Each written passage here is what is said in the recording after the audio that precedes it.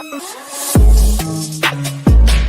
I'm here with Dave Parisi, Mr. Energy. All right, guys, I'm with Jason, Mickey Thompson Tires.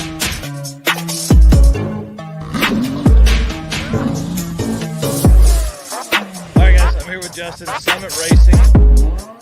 I do. Man, it's exciting.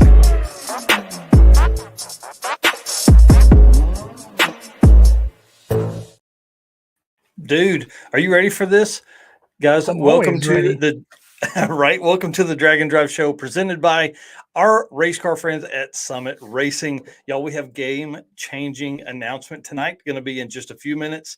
We have backstage right now. We have John Paul Franks, who is bringing out a new event. We have talked about it the last couple of weeks with Heads Up Hustle, and so he's going to explain a little bit around it.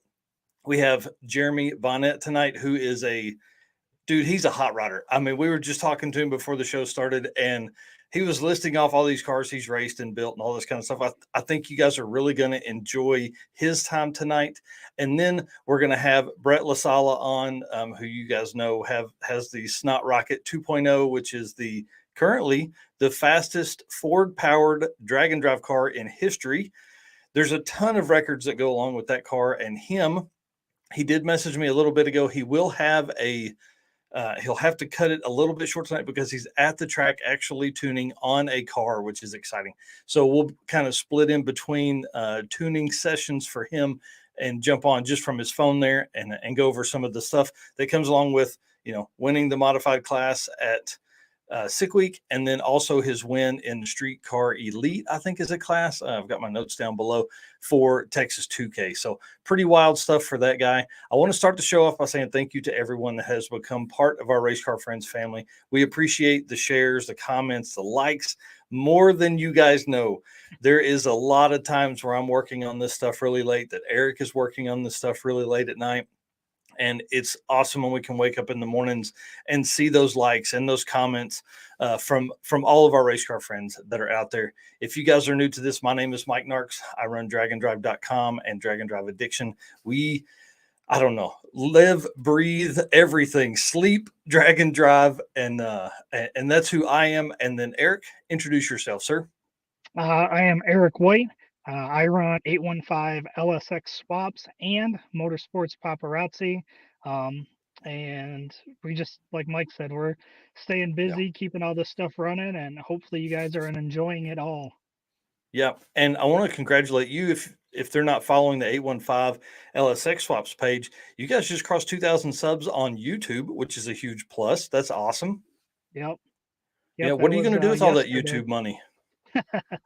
We're actually going to do some sort of giveaway. So Super Clean is already on board, and we're gonna look for a couple other companies that are willing to donate some small items that we can do a giveaway for. Oh, dude, that's so cool. And then 100,000 views on Motorsports Paparazzi. You're really leading over there with a ton of drag and drive content, which is awesome. Your trip to Drag Week and PRI, I think, has been most of your posts that I've seen anyways. And that could be because of what all I follow is drag and drive stuff. Yep. So 3 months ago, I started that channel just to kind of separate my personal LS stuff and then all the events I go to. So pretty excited for 3 months in. We're 175 subscribers. I don't remember what the video is, but 100,000 views. So far, it's just been all shorts because we don't have the follower over there yet. But once we get that up, we'll probably stream this over there as well. Yeah, for sure. Well, one other thing we got to do tonight is wish your dad a happy birthday. Yeah. So what's your dad's first name? My dad is David White. He 63 today. They just left. We just had dinner and that's awesome. Celebrated his birthday, and he should be at home watching now. So happy birthday, Pops. And this is his Nova that I promise we're going to get it running this year. I think it probably needs an LS in it, right? And that's kind of the plan. Isn't that what you do over there? Yeah, maybe long term, but I think right now we just need to get it running so we can enjoy it. Yeah. There you go. Well, that's fun. Well, happy birthday. If everybody in the chat would drop a HBD or happy birthday to Eric's dad, that'd be awesome. Dude, let's jump into show stuff because we have quite a bit of stuff to run through here really quick. Let me get my notes back up so we can jump in here. So obviously, if everybody's been under a rock, they know that there is a new Dodge SRT Demon out there. This car looks absolutely crazy. 1,025 horsepower, 891, I think is what it ran yesterday at or Monday at the premiere, right? I think Yep. you can buy it with a parachute on it. You and I were kind of talking about cost and stuff like that. What's this thing cost? I couldn't find an exact number, but when I was looking around, I thought I read around 100 grand. Not positive though. Yeah, I think I did see that. It was like 96 or something like that, and 130 Canadian for the folks in Canada. Because what's weird to me is like this car's 3,300 units are going to be made, 3,000 for the US, 300 for Canada.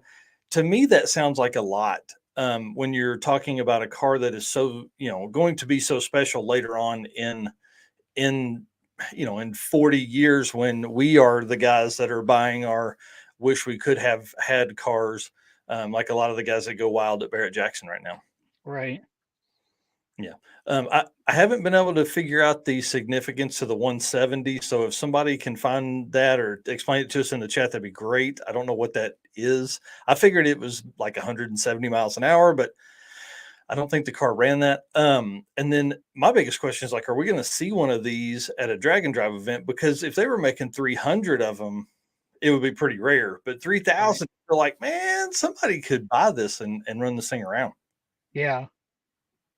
Yeah, that'd be cool, And but we always talk those guys need like some extra I don't know what something to put pressure on them to make it not so easy when you're driving a comfort car, right?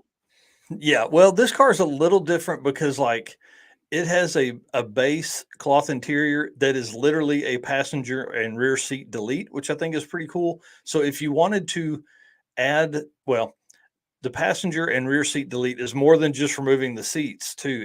They actually remove the seat and seat belts, which is crazy. But if you wanted that stuff, it's 2 grand. Mm, 2 grand for cloth interior. I can't imagine what like the other stuff costs. There's no sound deadening in the car. There may be sound deadening in some of the car, but definitely no trunk carpet, no lamp in the trunk, which I thought seemed like a goofy thing to do. And then, dude, did you see the carbon fiber wheel upgrade cost? I did. That was crazy. 11.5? Are you freaking? Whoo, let's go. So That's we a got bunch. we got our 170 answer in here. 170 proof. So ethanol is 170 proof alcohol. So it has to Ah, do with the E85 basically alcohol uh, content. So makes sense there we completely. go. 170 proof is what it is. Yeah. One thing I did find that was pretty neat is if you own a 2018 Demon, you can actually request this car through allocation to match your current car's VIN number.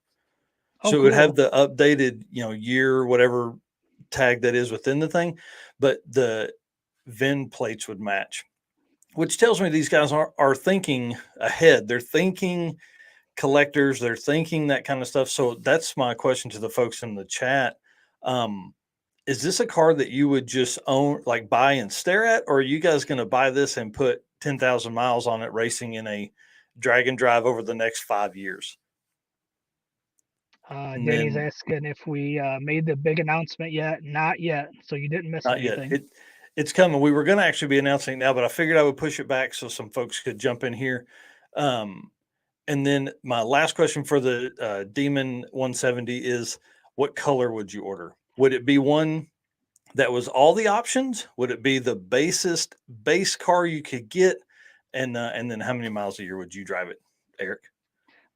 For me, I'd probably get fully loaded. Yeah. I want something comfortable and fast. So I've done enough of the race car minimum. Hmm. So I'd do something fully loaded. Color wise, I'm always a fan of black cars. Both of my cars are Yeah. black, so I'd probably stick with black car, tinted out windows, and some nice drag. Yeah. I think I'm going basis to the base. I'm gonna Yeah. thinking later on, like, is that car going to be worth more because the folks that are ordering this car are going to get all the bells and whistles? Like it's going to be interesting to see. Like, we're going to look back on this video that we made 20 years from now and be like, wow, we were idiots. Well, before we bring John Paul on, I want to thank all of our sponsors.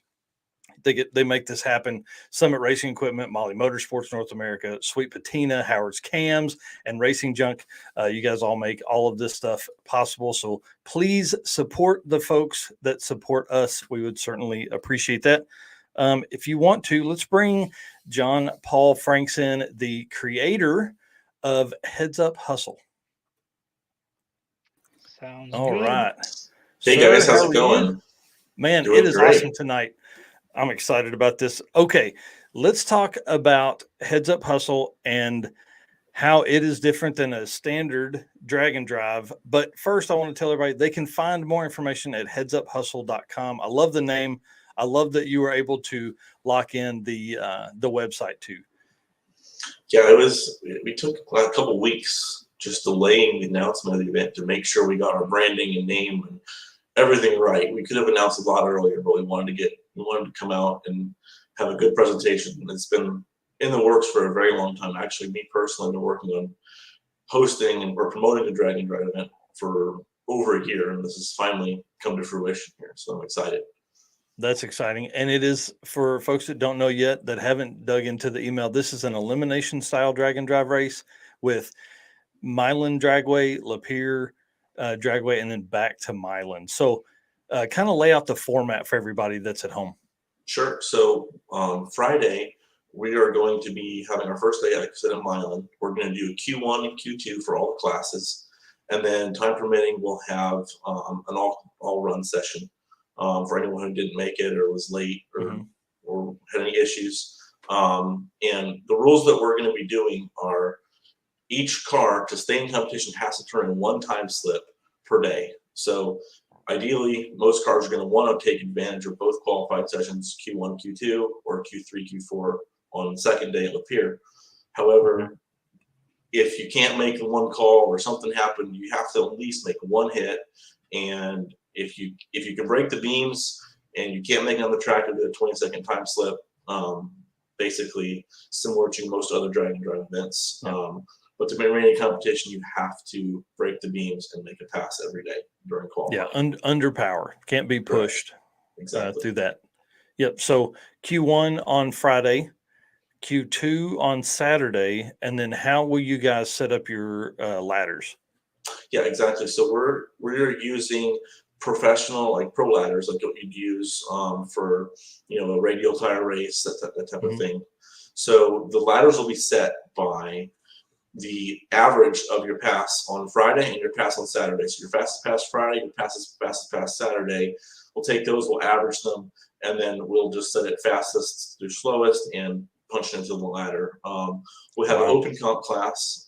They're actually going to qualify by reaction time. That's similar to how most open comp classes qualify. So if someone would go 001 positive reaction, they're most likely going to be #1 qualifier. And then there, you can look at all the rules, everything on headsuphustle.com, but basically they're going to qualify by reaction time. And we have a no time class, which will be a first ever no time drag and drive. I mean, I guess there's another one coming up as well, but this will be basically they'll have to make a shakedown pass Friday and Saturday and have to turn that time slip in to prove that their car is running under power, make it back, and we'll do a chip draw shootout for the no time guys. Wow. That's going to be interesting. I think that's going to bring out a lot of people. I think that, you're onto something here for sure. And then classes, how many classes do you have? So let me jump over here. We have, I'll just go through. We have an unlimited class, small tire class, big tire class, stick shift class, and a big block and a small block, daily driver, hot rod and gasser class, a full-size truck class, motorcycle, open comp, and no time. So I believe that's 12 classes if I was counting correctly. Nice. That's awesome. The truck class, that should be one that'll be very interesting to watch. A lot of S10s and C10s in that. And then what are the dates of the event? This is Friday, July 14th is the start date and runs through Sunday, July 16th. If we do get all 200 cars, which is we're limiting it to 200 cars, if we get all 200 cars signed up, we will potentially be teching anyone who comes in early Thursday night, try to speed tech things up because we're racing in the morning and driving in the afternoon, evenings. So we want to try to make sure we get a good start Friday morning. So anyone who comes in early on Thursday, we're going to tech them Thursday night. That's cool. Yep. And then speaking of registration, for event registration, when are you doing it? Event registration is this Saturday. It is going to happen at 10 a.m. So I guess I didn't know until after I've already scheduled it. It's the same day as Hot Rod Drag Week registration, but I'll be busy because I'm actually signing up my personal car to go race in Hot Rod Drag Week. Oh, man. So I'm going to try to go race naturally aspirated small block there. So that's awesome. I'm a heads up drag racer. I raced Milan. They're Motor City Muscle all year last year in their heads up class. I didn't win anything, but oh well. Hey, you raced. That's the main thing, especially about drag and drive stuff, is you got to get out there. So we'll talk about registration for Drag Week here shortly. And then your registration is also this Saturday at 10 a.m. Eastern? Correct, 10 a.m. Eastern, and cool. It's $350 to register. And that's going to cover all 3 tracks. It's going to cover t-shirts, and currently we do not have any payouts, but as we get sponsors, the plan is to have payouts. I just can't guarantee that at this point. I understand. We're working to have payouts. Yep, that's pretty awesome, man. And I think for drag and drive, not necessarily payouts aren't necessarily the reason folks come, but it's always a good way to reward those that do. So, man, that's exciting. I will be watching registration for that for sure. With you guys being on Drag Week, it may actually help, because if Drag Week sells out pretty fast, your event's right in behind it. Folks may sign up right for your event. So I hope so. I mean, it wasn't intentional, but hey, whatever helps. Well, when Drag Week makes announcements, they just make announcements. You know what I mean? Like it's hard to plan around anything from them, just because they're the OG. They're the ones that set it all up. Well, man, thanks again, everybody. You can find more info at headsuphustle.com, or you can message John Paul Franks, I think, probably on any social media under the Heads Up Hustle page. That would probably be another good way to get a hold of you. One more thing, if you had just 1 second, I do want to announce this is brand new news for our event today, that Rick Dodge will be our competition director for our event. Man, that's awesome. Well, Rick is a great dude. We love that guy. So it'll be cool to see him out there. Oh, yeah. And he's in the chat too. So that's perfect. Yep. Hey there, Rick. Perfect. All right, John Paul. Thanks, bud. Thank you, guys. Have a great night. Yeah, you too. So cool, dude. I'm loving all of the new events that are coming. Should we give everybody what they're wanting? Should we tell everybody what we've been talking about behind the scenes for weeks? This thing? The announcement? You mean do what? The announcement? Yeah. Oh yeah. Hang on. Not that. Let me jump in here, and actually I will add it to this. Oh, I was supposed to be going through all of these pictures. Thank you to our race car friends. There's the Heads Up Hustle thing there with those as well. I'm talking about this one right here. This one right here. Will you turn that banner off so everybody can see it? Y'all, this is probably the biggest thing to happen to Drag and Drive since we announced the Drag and Drive Racer Awards presented by Summit Racing at PRI 2023. This is part of that. As part of that award show, Summit Racing and Drag and Drive Addiction will be awarding a world champion Drag and Drive racer. I'm going to pause for dramatic effect here. We're releasing it's a point series. We're releasing the points very, very soon. We've got about 95% of them put together. There are a few criteria that are important for you guys to know right now as we move forward. So the Drag and Drive World Champion presented by Summit Racing will be calculated from national level events only. A national level event has to have the minimum of 4 days of scheduled racing, 625 miles minimum public road miles driven. Racers have to submit at least 1 time slip per day if weather allows. If there are more than 4 days of racing, we will obviously, anyways, it's all in the stuff later on. Racer time slips are calculated to determine the racer average, and then the racer average will then determine the event standings. So those are our main things. We are limiting this to you Drag and Drive racers' top 3 event finishes. So you can't go out and attend 5 national Drag and Drive events and become the world champion just because you have more points than someone from attending the events. We are fine-tuning the point system with racers and promoters. So we expect to have it locked in, I would say, very, very soon, possibly even by this weekend, but certainly by the next national level event. And the next 3 national level events are Southeast Street and Yeet, Six Summer, which is sold out, and Summit Racing Midwest Drags. Guys, this is a huge win for the community. I think this is going to bring a lot of new eyes to the sport, because anytime you start talking about a world champion and point series and things like that, it allows for more eyeballs within the community to come over. So I'm really, really, really excited. I am updating the points standings from Sick Week now. That will reflect onto the top 100 list coming up probably by Friday, or I may release it Saturday morning with the Drag and Drive news. So I'm really excited about this. We've been working very, very diligently. That's why I have been a little bit slower about posting stuff. This is a huge deal. We love having Summit Racing in behind this. They are one of the biggest driving forces of Drag and Drive right now. They are everywhere, and I mean, they're huge supporters of the sport. So let's jump into. I hope everybody is ready for that stuff there. That's going to be an absolutely crazy time. Crazy lead in. Jay's asking, does fastest win, or does it have something to do with averages? Do you want to go over that again real quick? Yeah, so we're gonna release all of that.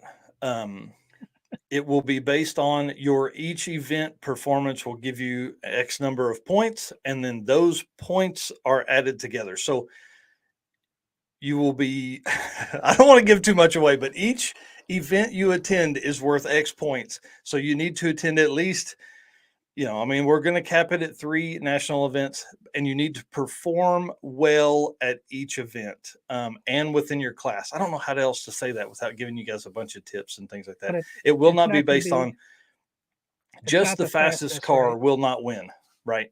May not win. By the modeling we have done with previous years, actually the fastest cars didn't do as well because they didn't perform as well at each event. That's all I'm going to say. That's all I'm going to say. You'll know more, I hope, by Saturday morning. So that's the plan. So I will tell you this: if you go out, choose your class wisely, make things happen at events, and good stuff will come. So huge plus there, huge win for the sport. I know it is, and I love having Summit Racing. I mean, it's only been a blessing for us and for the sport having them around. So let's jump in. Give away like a big WWE World Champion belt or what? Yeah, we're actually talking to a bunch of designers and stuff like that for that right now as well. Nice. So yeah, the winner will definitely want to display this Drag and Drive World Champion Award, and it's not just US based. We are going to include some international events as well. So there's going to be some benefits for those guys and opportunities for those that have raced here in the States that are now overseas, and those guys that are overseas that are coming this way. So world champion doesn't mean US or Canadian champion. It means world. We're going to look at everything. So that'll be adding events to our lists and all that kind of stuff on dragonddrive.com as well. So it should be some really, really good here. Please message me. Whoever made this comment here, please message me and let's get in contact. So, because that's been the thing, we've been designing some stuff, but I haven't talked to anybody. Yes. Can it be awarded with John Cena walk-up music? If you don't think I'm going to play some kind of crazy walk-up music, you're out of your mind. The entire PRI award show is going to be live streamed, so we're going to have a good time. It's going to be a lot of fun. And it's going to be given to the racer at PRI? Yes. Yep. And if they can't make it, I may fly to them and give it to them in person. I don't know. This is going to be really fun. We're going to have a great time. I think with what it will take to win this, I think we're going to see it'll be a top tier competitor. It'll be somebody that has performed well across events. Now we are, oh, perfect. Yeah. Karen Price. She's my lady anyways. I got the whole box of circuit shirts the other day, or 9 boxes of circuit shirts the other day. So I'll talk to Karen here for sure in just a moment. So that'll be perfect. Love that lady and what she does over there as well. So yeah, this is a big deal. It's going to be really cool. And I think with what we have planned for the award show, it can really draw some attention. The biggest part of drag and drive events is we're still very, very small. The community is very, very small within the drag racing community.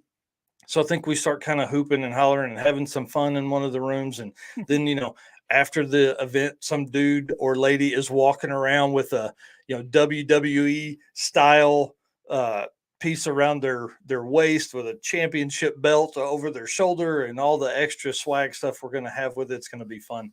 Rich Guido is currently doing pretty well within the point standings. So that'll be that. Yeah. He's got a good chance. So one thing that is cool about it, do it. I said, so everybody should attend PRI this year because it sounds like we're going to have a party. Oh, yeah. Yeah. I mean, come on, let's do that. That's going to be a lot of fun. So all right, we're going to move on. There's a lot more about that coming. I promise I'll go into extreme detail on as soon as all of the stuff is locked in stone, because once we are locked in with the rule set and points, there will be no changing it for 2023, and we will look at updates for 2024. So pretty exciting. All right, if you guys could do us a favor and hit the share button while we're in here, that would be great. Get us a couple more folks in here while we're watching through this. Let's see, what was the last thing I had on my notes here? That's not that. Oh, event countdown. Dude. Yes, because we have Southeast Street and Yeet, which we talked about being the next national event. 8th Mile event, 4 days of racing, 11 days from now. Dude, 11 days. That's like a week and a half, man. Yeah, let's go. Yeah, I'm ready, believe me. The circuit is in 25 days. I'm telling you, when I typed that out, it actually gave me a little bit of a panic attack, to be honest. I was like, oh man, it's time, so there's so much stuff that goes in from the promoter side that makes these events worthwhile and fun. And when you have as many racers coming as we do, there's a lot riding on this. We want to get these guys to have the best actual time they can within reason with their clothes on. Cruise and Lose is in 32 days. Six Summer is in 78 days. And Midwest Drags is in 110 days. I know 110 days sounds like a long way off, but it is absolutely not. And there are still spots available at Midwest Drags. So pretty cool. I'm excited to be there again as a pit announcer. And in other event news, Hot Rod Drag Week, like John Paul talked earlier, registration opens up this Saturday morning, 9 a.m. Eastern. They are limiting registration to 400 cars. The top 3 racers from each class were offered early registration this week. So you guys saw some posts from other drag and drive racers. Hey, we got in, all this kind of stuff. That put everybody in a panic. They were like, oh man, did I miss it? No, just the top 3 racers from each class were offered early entry. The public entry is this weekend, Saturday morning at 9 a.m. If you miss out on that or want to attend a regional event, make sure you jump into headsuphustle.com and register for that one at 10 a.m. Eastern on Saturday. Let's go. Season is upon us. We're fixing to get real busy, real busy. I'm excited for the circuit. As everybody knows, I will be down there with you, hanging out, shooting video or helping wherever I'm needed. So yeah, you have no idea what you're getting into here, man. I'm telling you. It's gonna be your first drag and drive event to like hang out with all weekend. You attended a couple of days of drag week over the years, but this will be a fun one. And then our plan is for Eric to run the camera and then also edit videos whenever I can't get to it as well.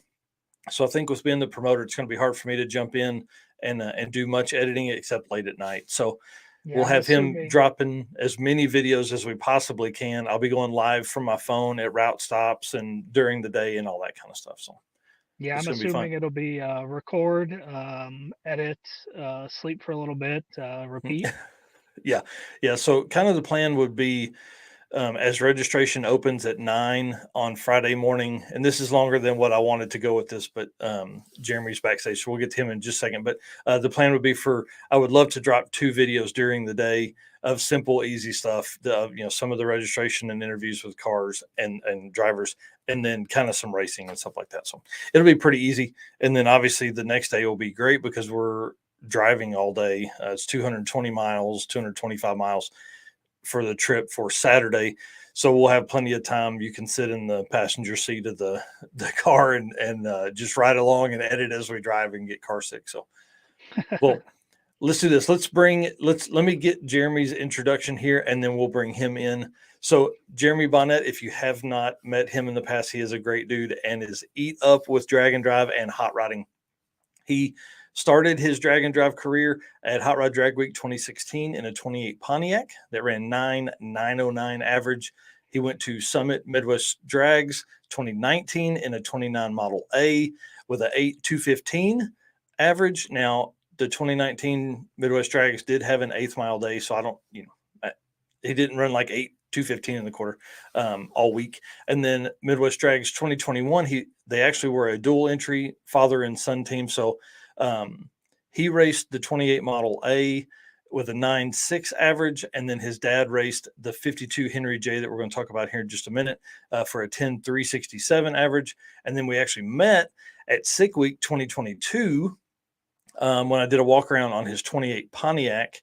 And then they are one of the few father, son, and grandson teams in drag and drive. So let's bring him on. Mr. Jeremy Bonnett, how are you, sir? Good. How you doing? I hope I got some of that stuff right. It's hard when you're looking back at Excel spreadsheets to get the full effect of all that.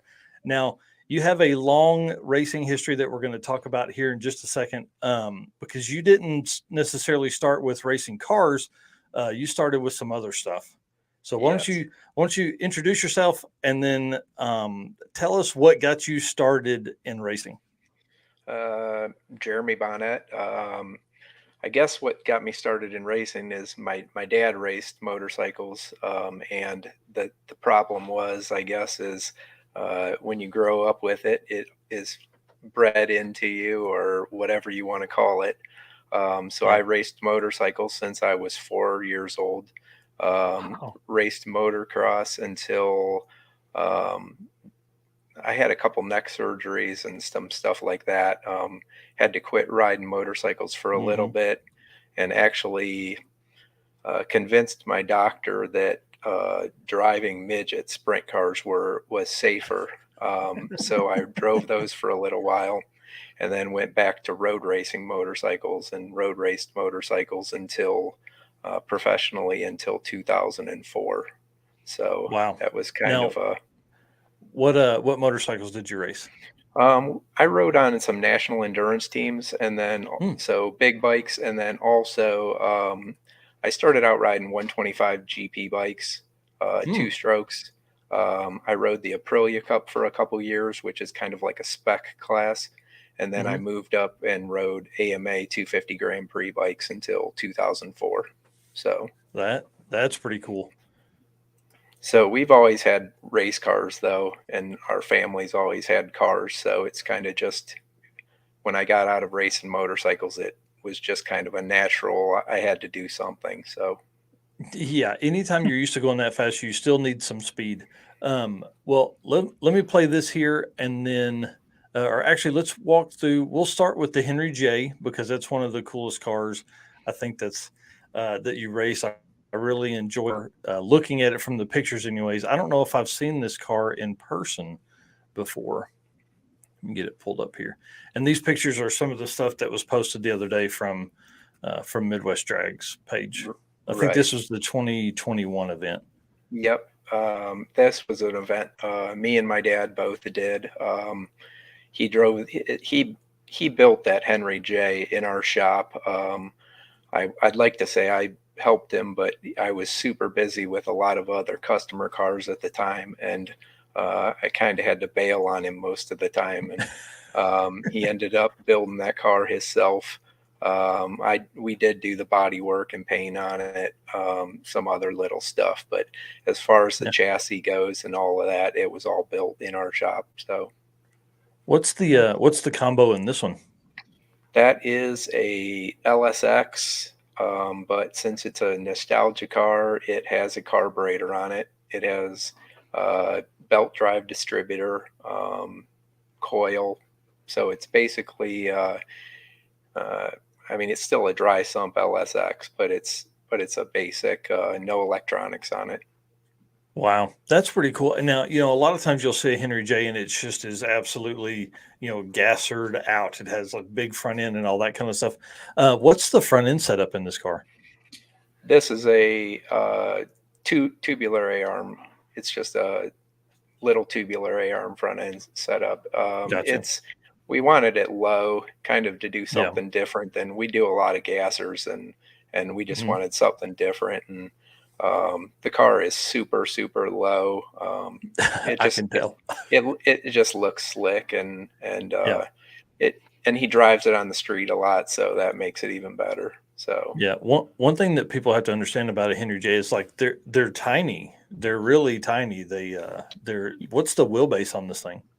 this one is actually 103, I believe. So, and if this car, the next time you see it, you'll have to get in it. You can actually sit in this car and stretch your legs all the way out. It's amazing. I mean, Wow. you kind of sit where I guess the back seat would have been, but Hmm. um, you have a ton of room in the car. It's super comfortable. It drives perfect down the street. Um, so it's a really a That's cool car. that's a good thing, especially with as many drag and drive events and street driving you guys do on this. Now, I think our next shot here is moving into the Pontiac, and let's see if it'll play here. Yeah, it's not going to give us audio, is it? No. No. So if you want to kind of tell us a little bit about this car, this is when you and I actually met. What people may see here in a minute is the organ grinder, and then there's another whole row. Jason Schaefer was Jason in Schaefer, this. yep. Yep. Justin Chestnut with the green and black Model A that I was riding with for Sick Week. This is all Sick Week 2022. Obviously, you guys can see that. And then someone else was in that group too, but I can't remember who it was. So give us a little rundown on this car here. Well, all of my cars, you'll see 28 Pontiac and you'll see 29 Model A. That them two cars are the same car. The only reason I Oh, okay. had Drag Week when it came up 28 Pontiac is because that's the only title I could find at the time. Oh, got you. Okay. At this time, I have a 29 Model A title now for this car. So I have a Cool. 28.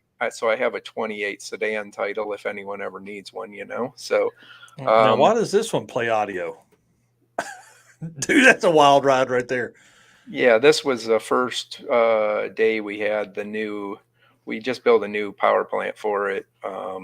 And we're trying to tune the wheelie out of it. And this was a pass that I pedaled it twice, and it's still, I think it went 122 to the eighth and 150 something out the back, even pedaling it twice. So it should run good as soon as we get it sorted Yeah, out here.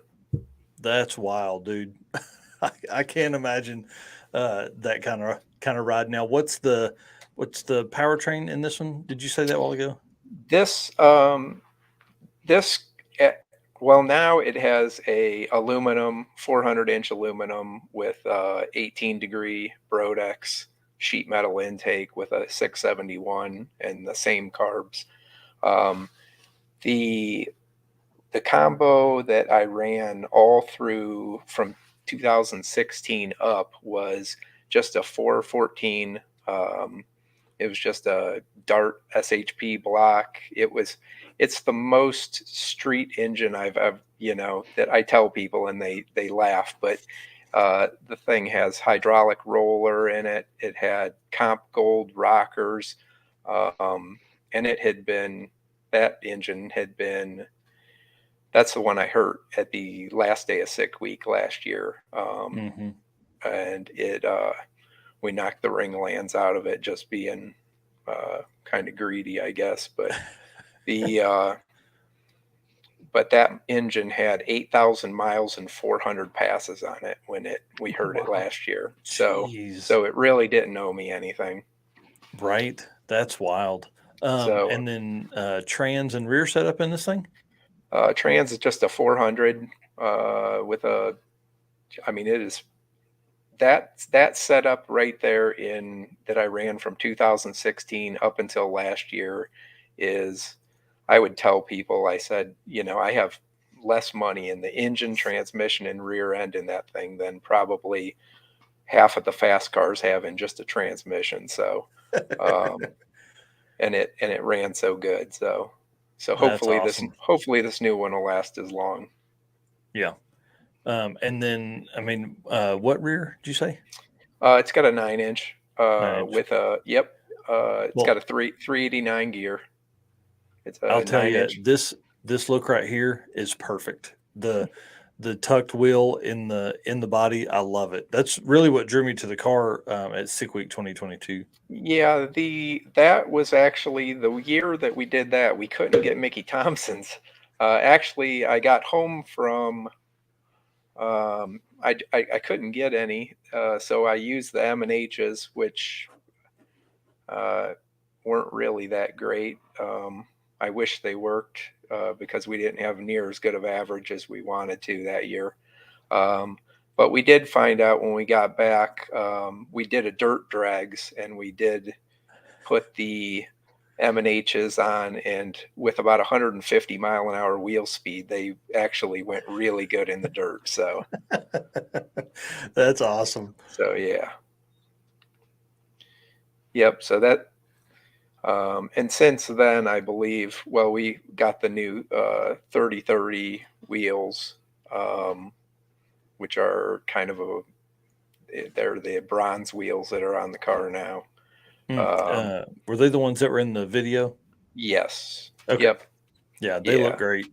So, yep. That's been a great car, and it's just, we built the car to have fun, so we literally take it out and do anything with it. Whether it was dirt drag, we wanted to go to one of the Rockabilly shows up here this year because they had a dirt track, and we wanted to dirt track it, but we didn't get to make it to that. So that's pretty fun. That's a cool car. And then tell everybody about this car, because you were telling us before that we started the live stream that this is the next the next build. Yeah, this is a 33. It's actually a Chuck Finder's body. My son Jared actually built the cage that's in there, 25 4 cage. So it still has square tube rails, but the rest of the cage is all Docal. Nice. So he just got done building that. That's his first full cage. Wow. So he did that from start to finish, and I'm pretty proud of it, really, because it looks super tight. One thing that I did notice is, from this shot, you can tell that there's not really, a lot of times the cage will really be in the way of getting in and out. And it's this tucked car looks away. You so can small. hardly see it. Yeah. Yeah. But you look at this shot here, and it allows for, the cage is actually behind the pillar there, which I think would definitely help getting in and out. Yeah, the problem with a 33 Willys is where you're sitting, you're actually looking out of that small back window. You can't see. Your head is all the way. I mean, you're sitting against the rear wheel tub to have any leg room at all. So, so that's the hardest part, is going to be just the visibility in this car. Oh, for sure. And then what's the event debut for this one? We're gonna try to get it done before the end of the summer. I mean, we wanted to get it done this year, but Bill from Whack Axles is doing a axle for it right now, because right now it has a tubular A-arm front end on it, so we're cutting it off at the firewall and doing that just so we can run the hot rod and gasser class. So what will your front end be on it now? It'll be a straight 4-inch drop straight axle. Nice. So it'll be a straight axle car. It'll be a gasser, low stance gasser. So hopefully, and we don't know exactly what we're going to put in it yet. One of our small blocks, or we have like a 13.5-to-1 big block also that we can put in it that we're. Man, I can't imagine a big block in that car and having to try and figure out how to work on it and stuff, especially, if this car's ever going to be at a drag and drive event, how hard that would be. I've learned over the years, like I keep saying every car I build from now on is going to be really easy, because my car, I tried to tuck everything away. And this one, I'm going to put all the electronics on a board that I can swing down from the dash and stuff to work on. I mean, like Matt Donovan's got it all figured out. If you've ever seen his car, he opens the passenger door and all of his electronics and wiring is right there. He can sit on a bucket outside, and so that's kind of my trace plan. stuff. Yep. Well, and that's one of the things I think for a lot of guys that are coming into the drag and drive community, I think that is one of the largest tips there. One of the best tips is make stuff easy to work on, make stuff easy to get to. That's the biggest thing. It Easy looks to really work on cool being yes. tucked away. You know, it looks good being tucked away, but it doesn't help any at all. No, nope. The ease of working on it is definitely, especially when you're on the side of the road or at night, or like this year we had an ignition box go bad at Sick Week, and we were in a hotel parking lot. I was upside down under the dash. I barely made it to Sick Week because I hurt my back at work.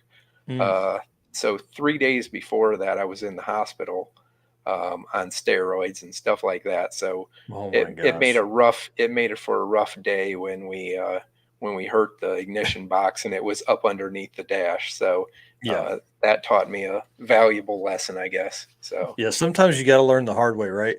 Yeah, for sure. Now, before we jump into some of the, I would say more mainstream drag and drive questions, tell us about this car here. This is a car. This is a 33 Willys. I drove this car for the last couple years for a guy out of Mentor. His name's Don Moyer. He has Moyer Museum of Speed, which is a really cool shop. All kinds of race cars. I don't know if you've ever seen the Rebel Reaper, the Gasser, the Rebel Reaper. It does huge wheelies and stuff. That's him. His shop has, it's the coolest place for a guy, any of us. It has like a 50s diner and stuff in it and everything. But this car was raced in, I believe, 68, 69, 70. Bill Levick drove the car. He died in a gasser. Mickey Hart put the car away. The car was brought back to life by Don Moyer. It's an actual nostalgia gas car, double A gasser. So it has a 33 Willys chassis under it. It still has a straight axle with a buggy spring. Oh my gosh, I bet this thing is fun at speed. So it's got a 461 big block iron heads, 671 with a 4-port on top. And we set the record for the car we won Indy with it at the Big Go, Big Gasser Go last year. We set a record in the car. We went 5.0s at 140 something, which, I talk to people and I go, 5.0s isn't very fast in a race car anymore, but it is in this one. I can only imagine. This car, literally, we have to nut and bolt it after every pass. It shakes front end loose, and like the hairpins and everything on the car was it wasn't built to go that fast and have that much horsepower. So it was really a fun ride. Yeah. Mm-hmm. So. That's awesome to be involved in cars like that. I mean, I can't imagine just the history along within that car that brings that much more to all of the history of this car was the history of that car. I mean, I was almost afraid to drive it, and he, when I talked to the owner, I said, I'll drive it, but I'm going to drive it exactly like I would drive my own. I'm not going to overdrive the car. And he said, that's exactly why I'm having you drive it. So it was kind of a mutual. And I had two guys, this Squirrel and Jason, Racing Jason Barnes. He runs front engine dragsters. He was the crew chief on the car, and they made it so easy on me that I mean, it was just we enjoyed ourselves for 2 years. I mean, it had a great time. Cool. So Bob Bo Braden here. Yeah, he says tell them how you had to sit sideways in it. Yeah, in that car, the steering shaft comes up.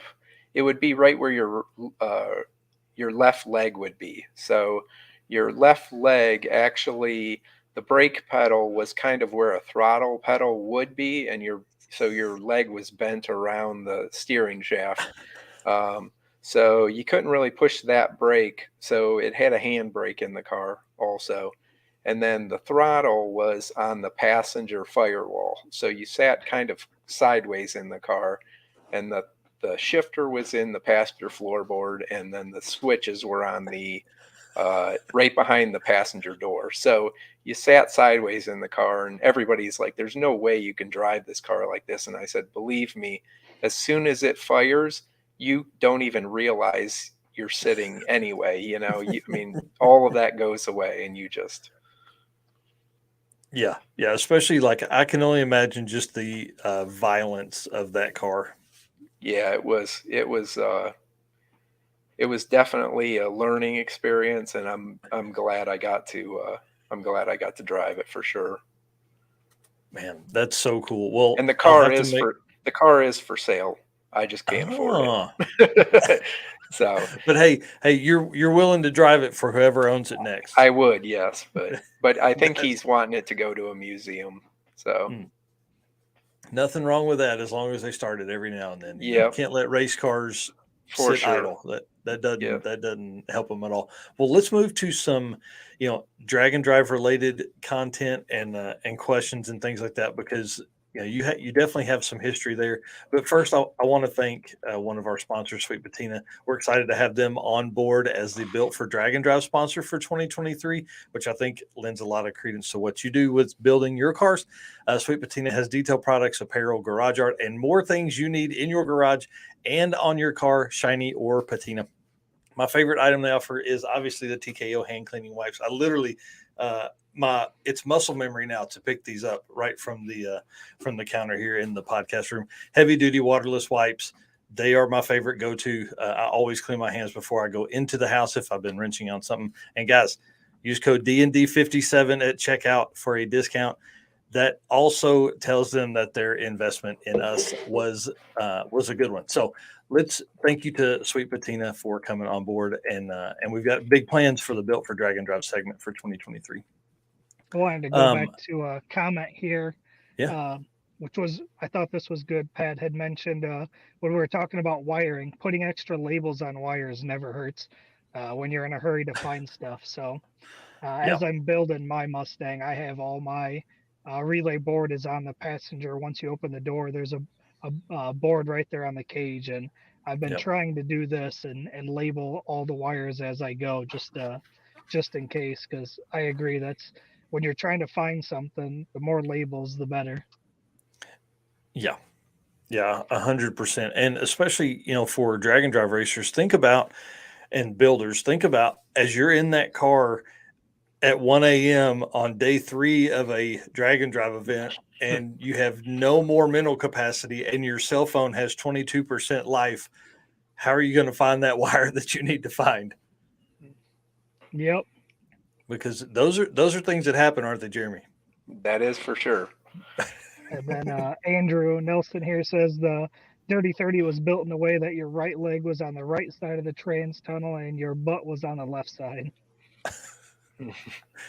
You guys are wild, man. You guys are absolutely wild. So let's talk about, now we saw the Model A / Pontiac with the trailer. Are you guys always trailer guys, or do you run a basket, or do you yard sale stuff? I usually, there's really no room in the back of that where the seats are. You could barely get the cage up into there's like a little package tray. So we always pull the trailer in that, and it pulls super good. It's got a 501 perfect converter in it that Bubba built for us, and the thing, it's a pretty tight converter because of the blower, and the thing runs down the road with no problem. So we've never had a problem pulling the trailer. So that's awesome. That's one of the questions I had intended to ask later on was, is there anything special that you do for for pulling a trailer in a race car? Is it, do you have a different converter? Do you spec a different converter? Do you have a bigger trans cooler? Things like that. Honestly, I do nothing. I don't have a trans temp gauge in the car because I just tell people I don't want to know.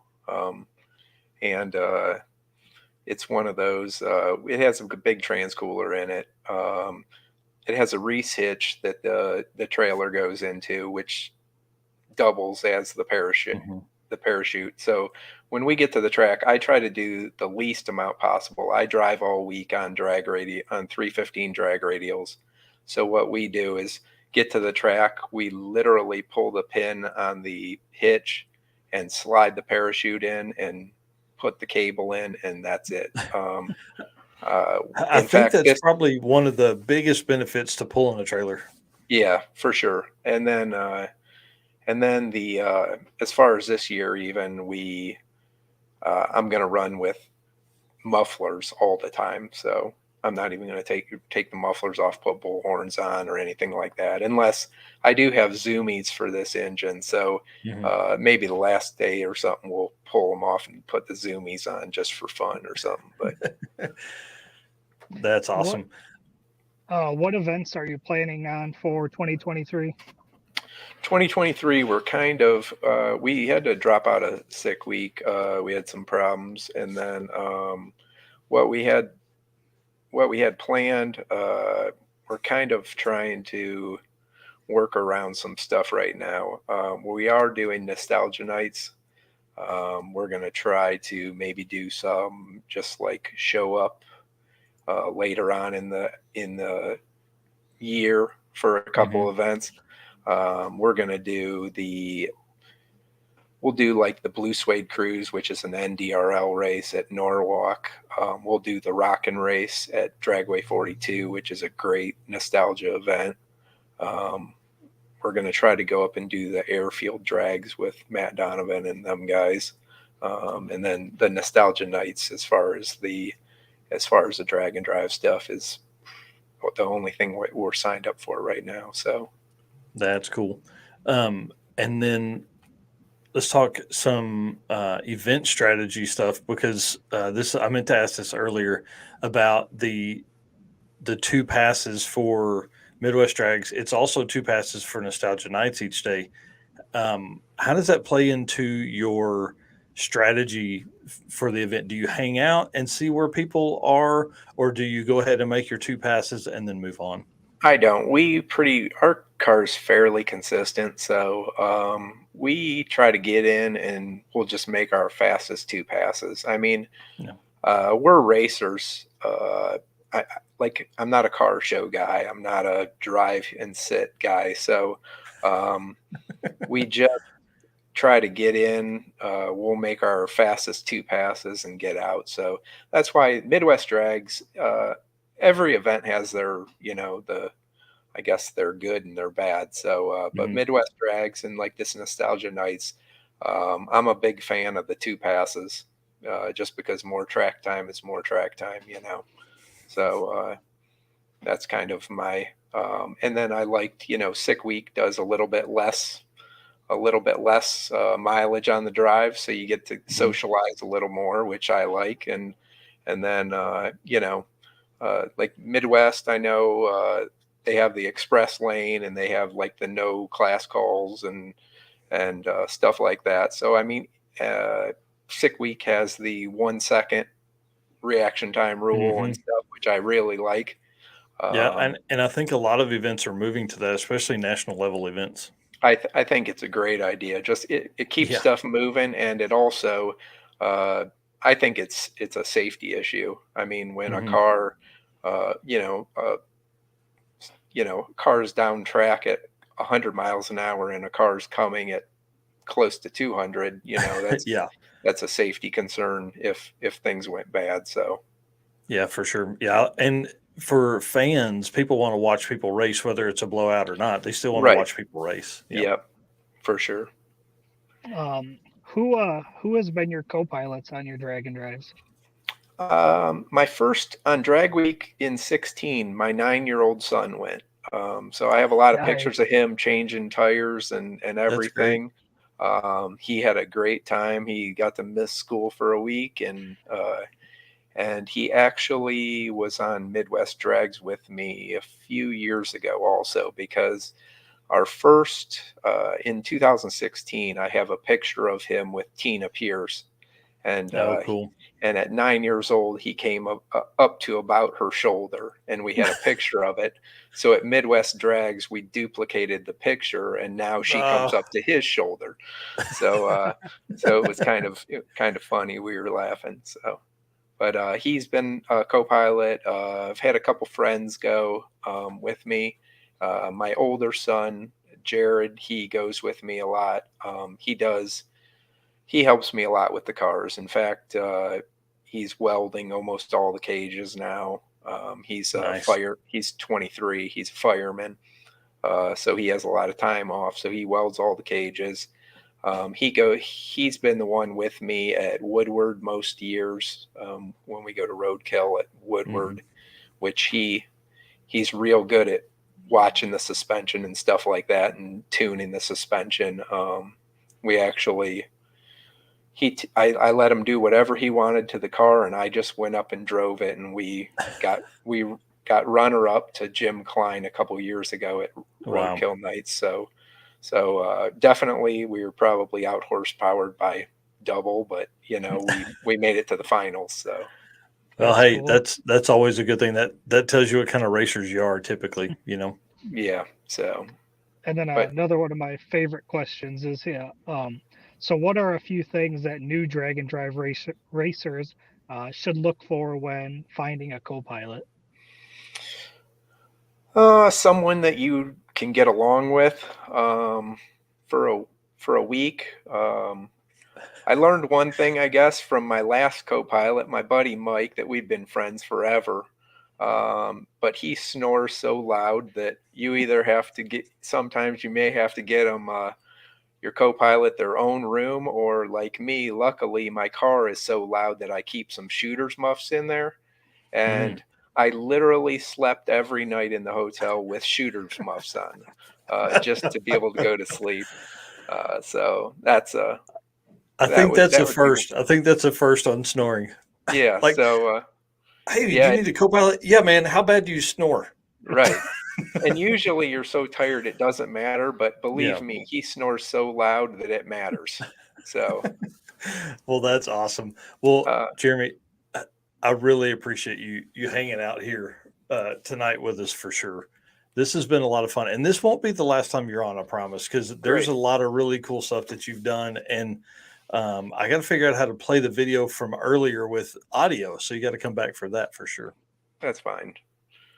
So, and I wanted to say your next guest, racers are made to bend rules. That's all I'm going to say there. You have to work in the gray area. In fact, when I was driving midgets, our engine builder always told us there's two kinds of racers. There's cheaters and there's losers. So if that tells you, so a racer's always going to push the limit. So for sure, that's it. That's hilarious. That wasn't one of the topics we were going to talk about because he's limited on time, but that's definitely something that he'll come back and tell us about. I do want to, while you're on here, I want to say Dave did have a good question a while ago. Need some advice. He was 11-0 the last 2 years at Rocky Mountain Race Week 2.0. The car's now capable of 930s. Does he turn it down and go 10-0 racing, or do something else, which means run it all out? What would you do? I run it all out anyways. I mean, I don't know. I guess that's why we're there. Not that, like, a lot of the 850 guys, man, that takes a lot of talent. I mean, and a lot of tuning talent. You're on a different surface every day. You're in different air every day. And so that definitely takes a talent, and that's but we don't. I'm kind of more of a heads up, and we just run everything all out. Even when I bracket race, I never lift. I'd rather lose than lift and win. So so that's kind of Nice. Well, that is so awesome. Well, again, thank you very much for hanging out tonight. We'll have you on again in probably the next couple of weeks, because I think you're always a good person to bounce ideas off of, and like we talked earlier with the world champion deal, I think you're a good source of information for that one too. So Great, thank you. Hey, thanks a bunch, Jeremy. Where could people find your stuff on social media? Where could they follow and see the builds? Easiest is on my Facebook, Jeremy Bonnett Facebook, and then we usually try to post stuff on there. Jared used to do a lot on Twitter, but I'm not sure he's been posting much on there. He's been busy with his new job and stuff like that. Yeah. So pretty much just that, and Facebook is mostly That's awesome. what we do. All right. Perfect. I would like to to say thanks to Bubba at 501 Perfect Converter and Quick Performance. They helped me out a ton, especially when you get in a jam. The companies that are, the good companies are the ones that get you out of a jam when you break something. When you break something at the track, and on Sunday they message you and say, "Hey, send me your stuff. I'll have it done by Tuesday." So that's always a good thing. And then I got to do a shout out to Matt and Terry Donovan. If you've never met Matt and Terry, his brother, they're real good guys, and a real party everywhere they go. So that's for sure. What's he call his car? Garbage that barfed. Yep. Garbage that barfed. Yeah. Yep. Yep. And his brother Terry, that's with him, also real good guy. I think Terry actually is sponsored by Four Loko now, so he's such a yeah. I'm gonna go hang out with those guys for sure. For sure. Yes. Yep. So cool. All right, man. Well, hey, thanks a bunch. I know we got Brett is backstage, and we're limited on time with him. So thank you very much, Jeremy. It was great talking, man. And we'll see you at Nostalgia Nights, and we'll have some fun then. I'd love to catch a ride in whatever you're driving. Maybe switch off with whoever your co-pilot is. Sounds great. Yeah, we'll get you a ride. Yeah, perfect. We'll see you then. All right. Sounds great. Thanks. Bye. All right, guys, before we do that, though, we're going to thank one of our sponsors, and then we're going to bring Mr. Brett LaSala in here, and we'll get him. I know he's itching to come in. I know it. Molly Motorsports is the official piston of DragonDrive.com. Molly's Power Pack piston is the perfect candidate for your drag and drive car. Molly Motorsports competes in drag and drive events and supports our community. Project manager Eric Grillo raced a 10-second stick shift Nova at Hot Rod Drag Week 2022. He's also competed in Rocky Mountain Race Week last year with his C10 truck. Visit mollymotorsports.com for the most recent line of products. All right, guys, I'm going to run down through here. Eric, will you bring Brett on so we can embarrass him in front of everybody? I'm going to tell the drag and drive history that he has. And then I'm going to talk about all of the class records he set at Sick Week. So 2019, Hot Rod Drag Week, Street Race Small Block Power Adder took third place at that event with an 8.681 average, put up 8.50 passes. We're going to talk about he had a slow day there, which I think he probably could have won the event if he had not had a 9-second day.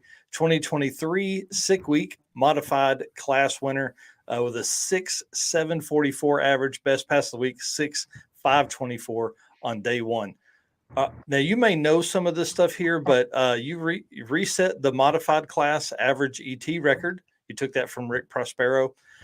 You reset the modified class single ET record with 6.524 for any modified class at any event.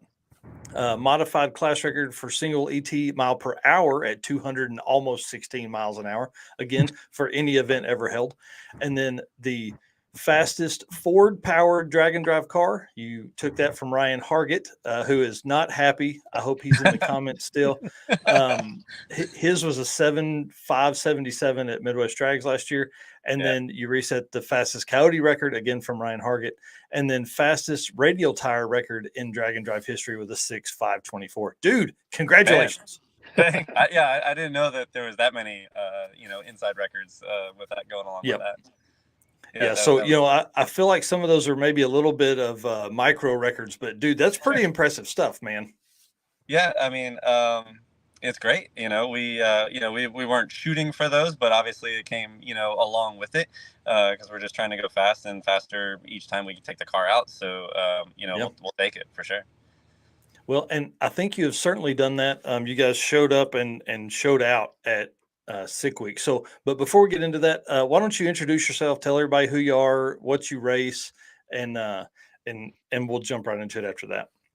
All right, cool. Well, I'm Brett LaSala. I race 2012 twin turbo Mustang. I work for Real Street Performance. I work in the workshop there.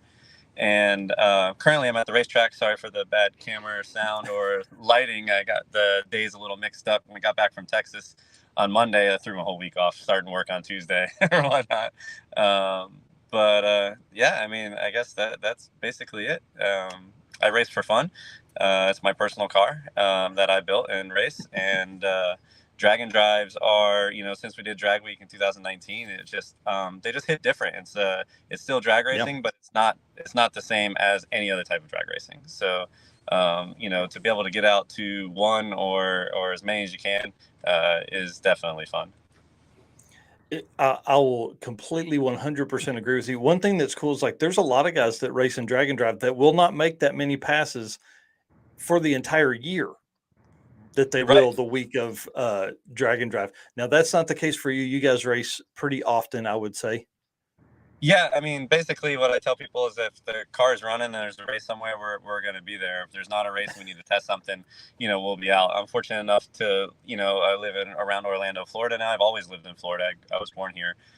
So we race, all year round, and we have, a few of the best racetracks in the country that I would say all within 3 hours of each other. So it's if you're not, it's no one's fault but your own if you're not out racing, because the opportunity is there.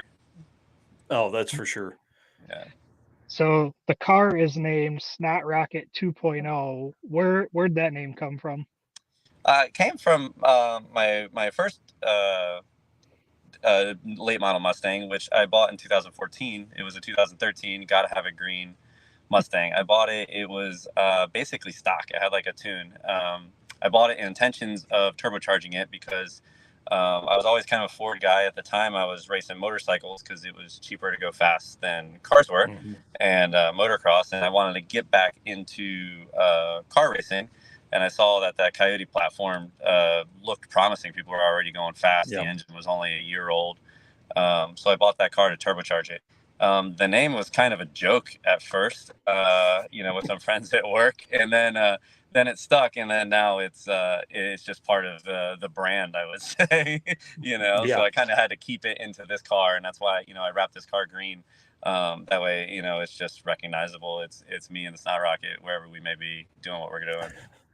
And that's usually how nicknames come about. They're never the name that you think about. It's always the one that you joke around or your buddies give you. So that's right. awesome. Yeah. That's exactly how it started. And if someone gets a chuckle out of it, I don't feel like it will offend too many people. So I feel like it's okay.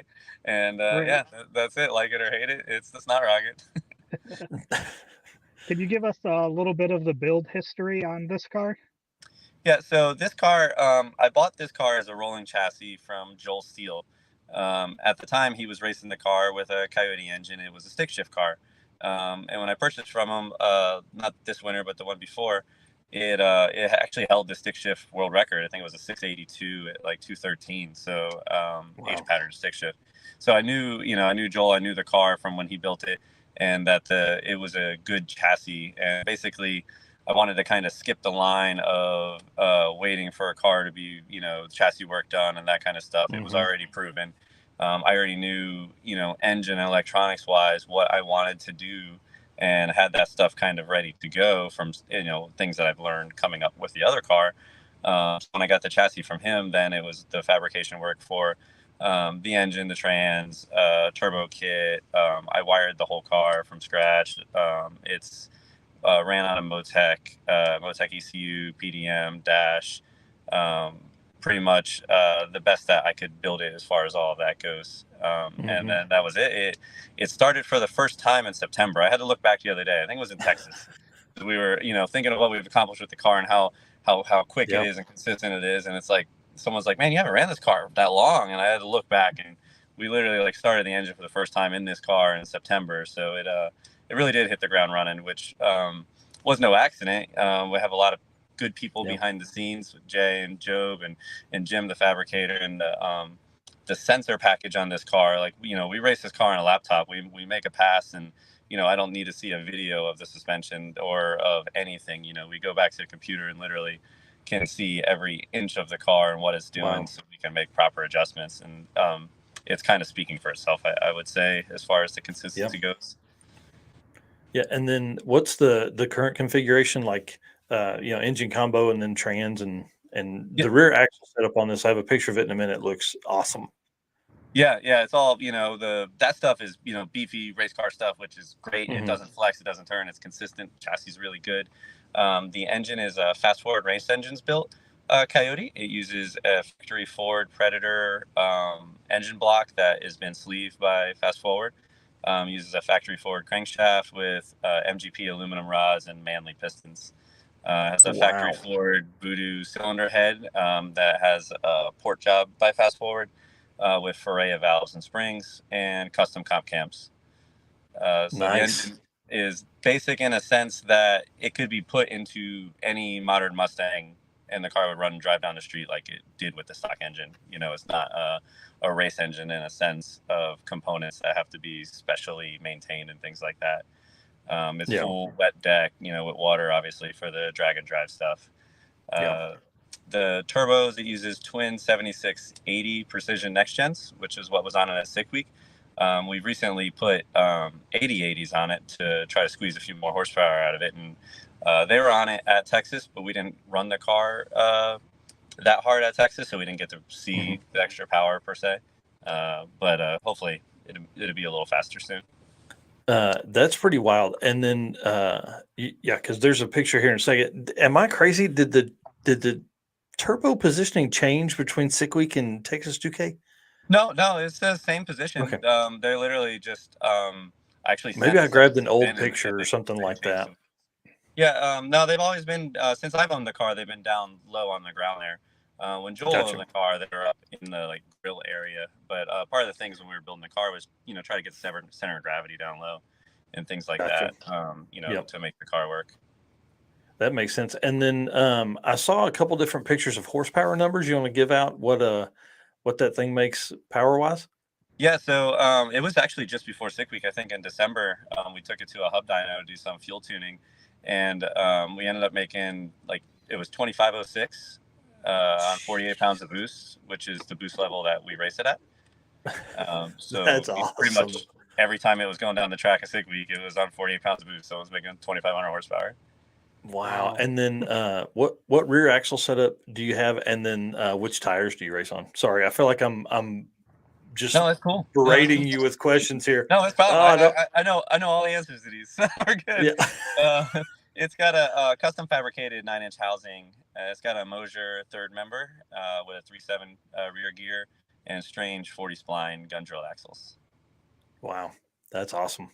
Yeah, and so far, knock on wood, all that stuff's been stout. Oh, and you asked about trans. I didn't get to say the trans. It has an M&M Mark Mickey close ratio 3-speed and a lockup converter, which did help with the drag and drive stuff because we got 6 mile an hour basically out of the lockup with the same engine RPM. So essentially, we use it as a fourth gear. We use it as a fourth gear on the racetrack and then driving as well. Yeah, that makes sense. What's your PB for the car? It was that 652, that first pass. Wow. Yeah, how cool, man. And the 60 foot from the previous personal best before that was a 655, and it was a 109 60 foot, and I think we had like a 112 60 foot that day at Sick Week. And basically we're excited to get back out to the car to like a rental or something and really try to lean on it because we haven't got to really put the car where it needs to be 60 foot wise. Like it's gone 109 pretty consistent with no wheelie, but I think it can live in the 105 104 range, and that's when the ET will really fall away. Maybe not on a drag and drive, obviously, but for radial prep or track outing. Right. One thing that is pretty interesting is from this side is talking to racers that end up getting their personal best at a drag and drive event when you're supposed to be being safe. A lot of times they turn the power level down a little bit, and then they end up, you still have a ton of people that get their personal best. And, for you on day one to get it, that's pretty impressive, man. Yeah, well, I tossed around strategy a few different ways in my head the night before. Well, pretty much the whole night. I don't think I slept the night before, but just thinking about the strategy for the week. And one of the things I've always said with that car and with any car is like, if you're scared to run it one pass because it may break, you're never going to make it 4 passes. If it's going to break that first pass, like, it's not going to make it 3 or 4 passes. So just get it over with now. At least then. Yeah, you might as well tear it up day one. Right. And with the drag and drives, and it was in Orlando, which is where I live, and my truck and trailer was there. And but I mean, I knew that pass wasn't gonna blow it up because we've run it so many times at that power level. It wasn't like it was a new power level. It's definitely the most we run, so it's not running it soft by any means, but it's basically. Well, I mean, obviously, if you lay down a PB in the car, and that's pretty impressive. So, I've got a couple pictures here, and I want to hear some of your favorite sick week stories. What is happening here? It looks like you've got the front end off the car. Is this a wiring harness that's laying on the ground? No, that's all the oil lines. That's the whole dry sump, basically, off of that engine. Gotcha. Yeah, that's actually one of my favorite stories because we ran that personal best, and obviously it was cool. It was awesome. We found out we set these records. There was posts going up on the internet from 1320, all these people that we have the quickest drag and drive car in radial history, and all these big claims, right? And they were true for the moment. And I think I said in one of the interviews, it's like, well, the drag part, we knew we can do, like, but 5 days of doing this, and the driving is where the truth comes out of any combination or car or team running a car. And so we stuck around that day because we were racing with my friend Pablo with his front wheel drive Honda. And he had an axle failure, and we waited for him. We got it fixed for him to run again because we ran that first pass in the morning. We could have got on the road pretty early, and we hung out with him so we could drive together. And then he ended up making his second pass later that day, like at 4 or 5 o'clock, and he broke the car again. And you're like, bye. Yeah, it was basically like, all right, we got to go because it's a long drive. And that picture is about 10 minutes outside of Orlando International. So we get on the road and we start cruising. And we're like, all right, yeah, we're doing this. This is going to be a long drive, And for everybody to understand, day one's Orlando to Bradenton. Right. So we're coming off of the fastest car or whatever in radial history, and then all right, cool. We're riding the highway, getting to Bradenton, and we pull into a gas station because we needed some pump gas because we didn't have much to do the rest of the drive on as far as start.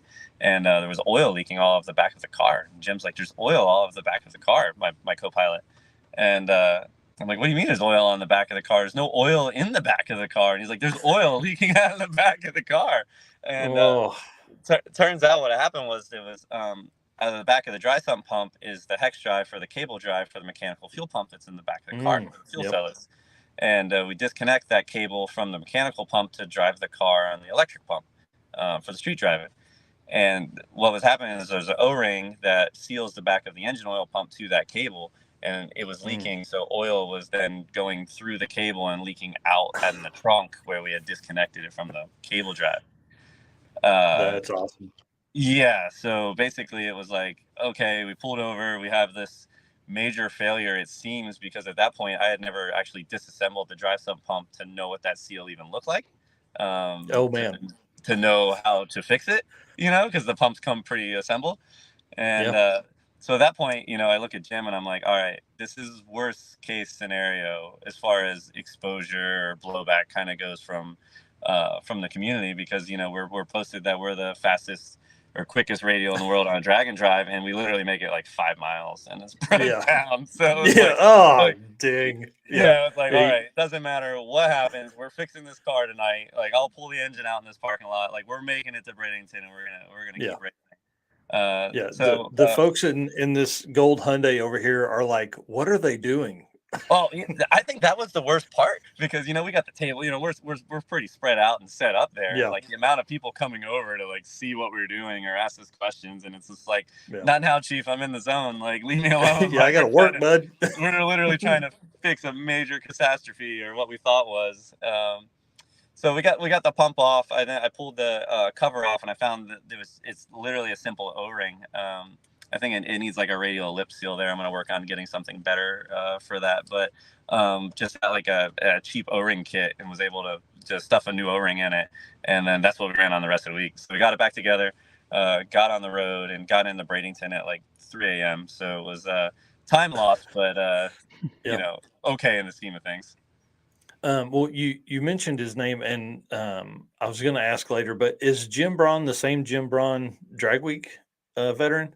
Yep. Yeah. So we did Drag Week together in 2019. Him with his car, and then and me with my car, and that was kind of funny too because we entered Drag Week as our first drag and drive, and not really knowing what to expect. We didn't really have any close friends that had done it before to give the lay of the land, and at that point, especially doing it out of state, far away, and just didn't know what to expect. So I had spares of everything.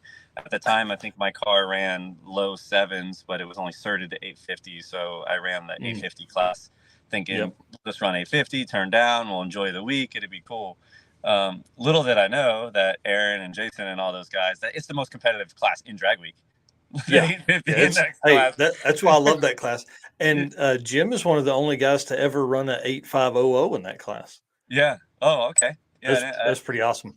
Yeah, and so we got there, and then day one it was like a rain day, and I hit a good number that got us pretty high. And then day two, those guys started coming over our pits, like talking to it, and like Trish trying to figure out who we were because they hadn't seen us before, and he had put up that 500, and I think I put up like a 50 something and another 50, and then it was like, okay, this is actually really competitive. So. Yeah, I think Maryland, the third or fourth day was, I think it was like me and Aaron, like the only two left in the whole track. I'd run the car like 7 times, just waiting for the next person. And then I had an ECU issue on the last day with AM Infinity I was running at the time, and I couldn't get a clean pass off this in third. But it was a great way to start the drag and drive journey. So that explains the 9/2/64 day.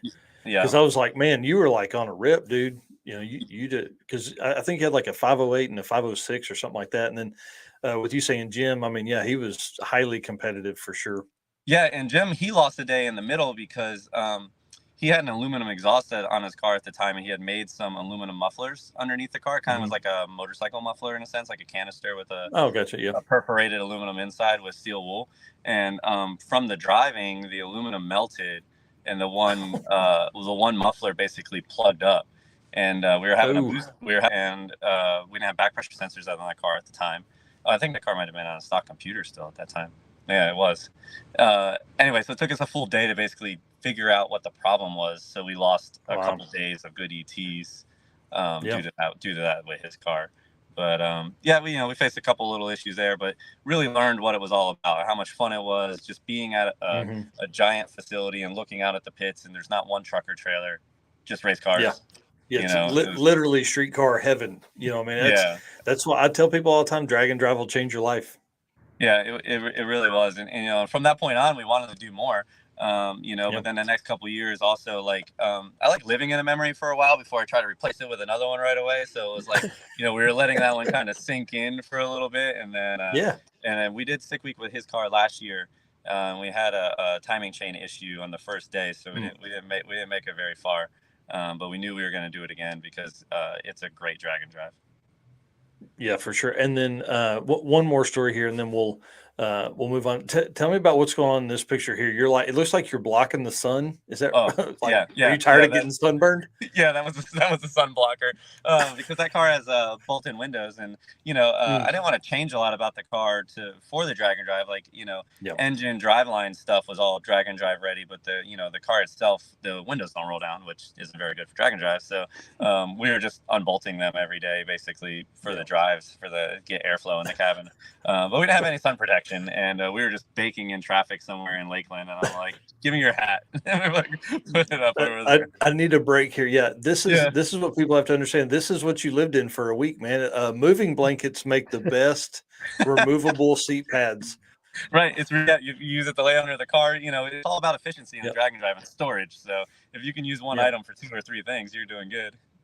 That's exactly right. That's exactly right. Go ahead, Eric. I think you had a question there while I get some pictures pulled up here. Yeah, I was just going to bring up this comment from your first story there, Darce Laws, who's actually going to be on Adam Dory's podcast tomorrow night. He had said your cable was well lubed. Oh yeah, right. Yeah, exactly. That's what the next day when we got it fixed, we're like, we think we need to re-grease it, and I'm like, I don't think we ever got to grease this cable. Yeah, it's probably going to be fine now. Yeah, it'll definitely make the week and then the next event most likely. Yeah, exactly. So for Sick Week, obviously nobody goes into it, expecting to go slow, but did you expect to go that fast all week long? Yeah, I did. Because I knew we had heavy hitters in the class. Like Mikkel with the Volvo, I knew was gonna probably be faster than he was the year before. And then Garrett's El Camino, like me and him have been racing back and forth at a lot of events, and I knew it's 650, 649 capable. So and also being racing the circuit that we did, I knew the tracks and how the tracks are, and I knew that we'd be able to go fast at Bradenton, Orlando. Gainesville would be questionable, and SGMP would be questionable. So I was gonna, basically run fast as I could the whole time. And if it wasn't for Garrett dropping out in Georgia, I would have ran the car again there and in Gainesville, probably knock a couple more tenths off. But then I realized that we didn't need to because of we kind of got a little lead there on the average, so we decided to save it at that point and keep cruising. Yeah, you were out in front of Borgren quite a bit, I think. I don't remember what the difference is there, but one thing that is, with you racing the car so much, was there anything different that you did to plan for the abuse from pulling the trailer? A bigger trans cooler, converter, anything like that? No, we literally, that was a lot of, we've got that question a lot. And the thing is no, we didn't change one thing on how we raced the car to how we raced the car at any other given point. When we first built it, it has dual trans coolers in the back, the big radiator and the fans and all that stuff. Like I don't own a push car or a trailer big enough to have a push car. So, we drive it to the lanes at all the events and do that. So literally the only changes were made were for the street trim, not the drag racing trim. Yeah, that's pretty cool. Yeah. So after Sick Week, you go to TX2K, and then you go and win the Street Elite class with 6-second passes. You want to talk a little bit about that? Yeah. So after Sick Week, we pulled the engine to freshen it because it had been in the car since like November, like all the racing we did, and then all that driving. So we freshened the engine. I think we made a video about it. That racing channel did. That's going to be out pretty soon. And then so we went to Texas with a fresh engine and the little larger turbos, the 8080s, in expectance to have to run 650s or 640s because Garrett put in the SMX engine in his car, and again, he was going to be in our class, and then there was other 6-second capable cars in the class, and as a racer you always want to go faster anyway, and we get there, and then the weather was pretty miserable for the first few days. It was cold and sleeting and raining, and we only ended up with 2 qualifiers, and so then at that point it was kind of like salvage mode. So I was like, oh, I have a tune-up for this SGMP Sick Week tune-up from from day 3, and we just went down as a 690. We ended up qualifying number 1 out of the 100 cars that were entered in that full field, and then at that point realized that a 670 was the ET that could win the race, and we set that tune up in it and ran 4 rounds of eliminations and went 670 every single round. I think I ran the same number 2 rounds, like 6, 7, 3, 6, like literally back to back. And Nice. I was gonna say, the pictures here showed two ETs, 6, 7, 36 and then 6, 7, 36, one at 200 and almost 6 and one at 210. Yeah, the only difference in the mile an hour is I was lifting early if I was, ahead a little bit, like a little early or not. But other than that, it was running pretty much identical times, and we just dialed in that, a relatively slow 60 foot for that car, and just to assure that we weren't having any tire spin or anything like that, because the conditions were changing there. It felt like a drag and drive every day, or every round was completely different. We had 1,000 DA within 1,000 DA swings from 40 degrees.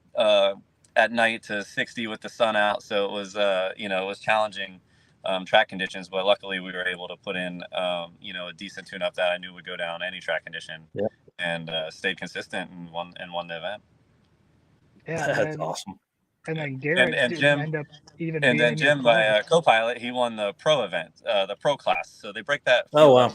100 cars enter, and then you qualify. Everyone qualifies or runs qualifying, and then they take it and they split it into groups of 16. The fastest 16 cars, the next fastest 16 cars, and so on. And Jim landed in that middle class, and then he ended up taking home the win in that second class. Oh, very That's cool. awesome. You're surrounded by winners. Yeah, I mean, we you guys have had a good 23 so far. Yeah, it's been a good year so far. I mean, we work together, and that's the thing with our group. Like, a lot of us have Mustangs or different cars, and we're all working together. Jim's an excellent fabricator. I'm really good at mechanical and electrical, so we all have a skill set that we can use each other back and forth, and we're in control of everything because the car is not somewhere else. Like we're doing 99% of the work on the car. So and one thing that, and everything kind of leaks down, right? Like we'll experiment stuff with my car is kind of the one we're trying stuff on, or the most horsepower. So and then the levels below that we have pretty well controlled, so it's easier for the other guys to run those levels and have a very consistent reliable race car. Yeah, I mean, one guy way out front, and then as you move back down the slower ET list, everything becomes you've been through that with your car. That's pretty cool. Right, exactly. We've been through it, so we're able to help each other, and then help customers because we've been through it, and that's the best experience that you can have. So are you planning on doing any other drag and drive events this year or any more in the future? Yes, I am planning on it. There is none currently on my schedule hard written in. I really want to do Rocky Mountain Race Week just because I've never been to that part of the country, and it'd be really neat to go drive around out there. I know the conditions are even more challenging out there. Yeah. And I'm trying to make it this year. I'm not 100% on that yet. And also, Jared Holt, he's one of our customers, has a Supra that we race through Real Street, and he started an event out there, King of the Open Road, and I think he has one in May. And I like the idea of his in a sense too, because they're short, right? Like drag and drives, it's an expensive race to compete at because of the days and the lodging and all that stuff. So a 3-day deal one, you get a little taste of it. Get to do it and then get out of there was appealing too. So I may bring the car out there to Oklahoma and do that one with him. That'd be great. Yeah, I intend to attend that. It's the last weekend of May for everybody that's out. Easiest way to find is King of the Open Road on Facebook, or I think they're working on a website and stuff too. I love his events because again, the regional events I think are the gateway drug for new drag and drive people. Yeah. And that event, you have some test and tune Friday. They do like a 200 to 250 mile drive on Saturday, and then race a shootout elimination style deal on Sunday. So pretty fun setup there. Yeah, and it's cool how they get the towns involved that they drive through. Yeah. And then, like, literally, there's such small towns. Like, I think one town for this next one is literally hosting a burnout contest, like, on their main road. And it's like, you can't really you would never do that in Florida, No. I rode with Jared in his car last November, and man, what a blast! Or last May, I think. What a blast! Like, it was cool to pull into a town and like the whole town be shut down. There's people on the side of the road and all that kind of stuff. And I think that's what we're going to see moving forward with a lot of these events is the drive part. Cooper did have a question or a statement while ago. Said, make sure you ask about the green shoes, dude. What is what? These look super sexy, man. Tell us what's going on here.